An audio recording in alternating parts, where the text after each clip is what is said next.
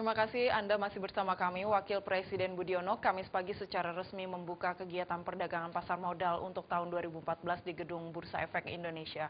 Indeks harga saham gabungan IHSG dibuka menguat ke level 4.304,55 atau naik 0,60%. Tepat pukul 9 waktu Indonesia Barat, kegiatan perdagangan Bursa Efek Indonesia 2014 resmi dibuka.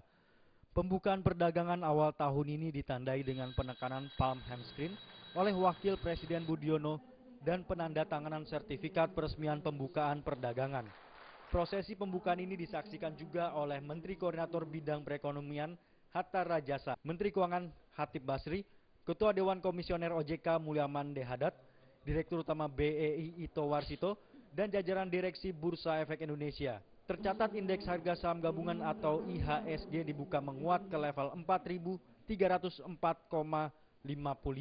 atau naik 0,64% dibandingkan dengan penutupan sebelumnya, yaitu di posisi 4.274,17. Dalam pidatonya, Wakil Presiden Budiono menyebutkan ada 4 faktor risiko yang akan dihadapi oleh perekonomian Indonesia untuk tahun ini, sehingga perlu diantisipasi agar berjalan lebih baik. 4 faktor itu yakni likuiditas global, harga minyak yang tak menentu, harga komoditas yang naik turun, dan faktor politik dalam negeri. Pertama, tentu kita semua sudah mendengar, faktor risiko pertama adalah apa yang akan terjadi dengan likuiditas global liquidity.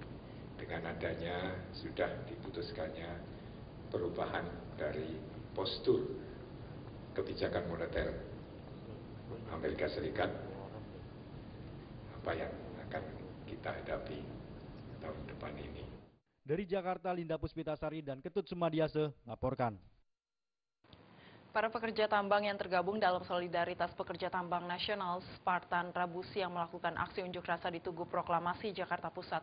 Unjuk rasa ini juga diwarnai aksi tabur bunga di atas 1.000 replika makam para pekerja tambang yang di PHK.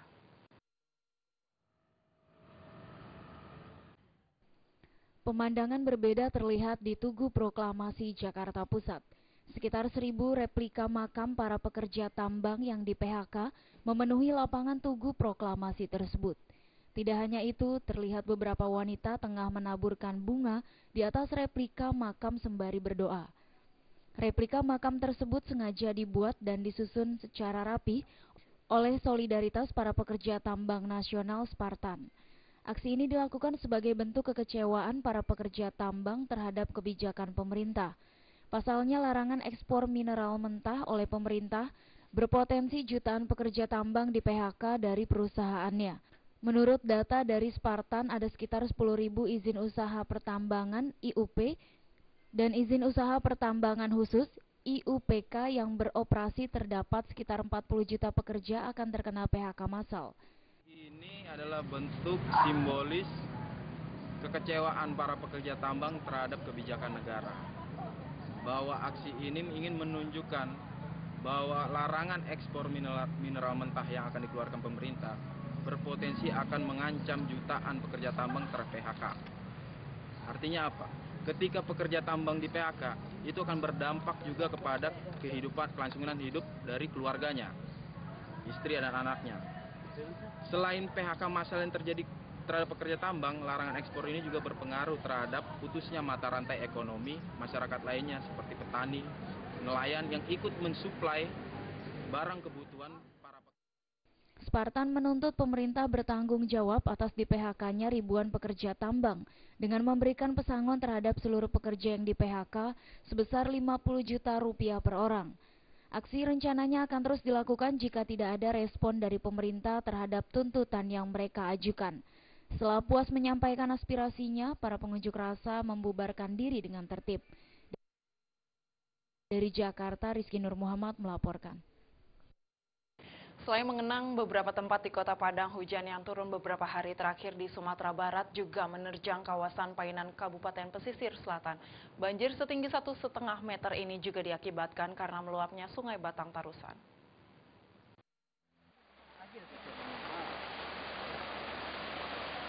Inilah jalan lintas Sumatera yang terletak di kawasan Tarusan, Paineng, Kabupaten Pesisir Selatan, Sumatera Barat. Jalan nasional yang menghubungkan Kota Padang dengan Provinsi Bengkulu ini terputus dan tidak bisa dilalui karena banjir. Banjir setinggi 1 hingga 1,5 meter menerjang kawasan ini sejak Minggu pagi. Akibat tingginya intensitas hujan yang menyebabkan meluapnya Sungai Batang Tarusan. Tidak hanya meluap ke jalan raya, banjir juga menerjang puluhan rumah dan pemukiman warga. Menurut data dari BPBD Pesisir Selatan, akibat banjir ini 1 orang hilang, 2 orang menderita luka ringan, 1 rumah hanyut, dan 4 rumah rusak berat, serta puluhan rumah terendam banjir. Derasnya arus banjir ini membuat sejumlah warga merasa takut dan memilih untuk mengungsi ke tempat saudara mereka. Kan memang melebihi dari biasa semenjak sore kemarin hujan. Yang kedua, kita melihat juga akibat adanya serapan air di hutan itu ada juga gangguan sehingga air begitu cepat untuk menuju titik yang terendah. Untuk di daerah Duku ini naik air, tentu kita mencarikan solusi. Ini akses menuju pesisir selatan.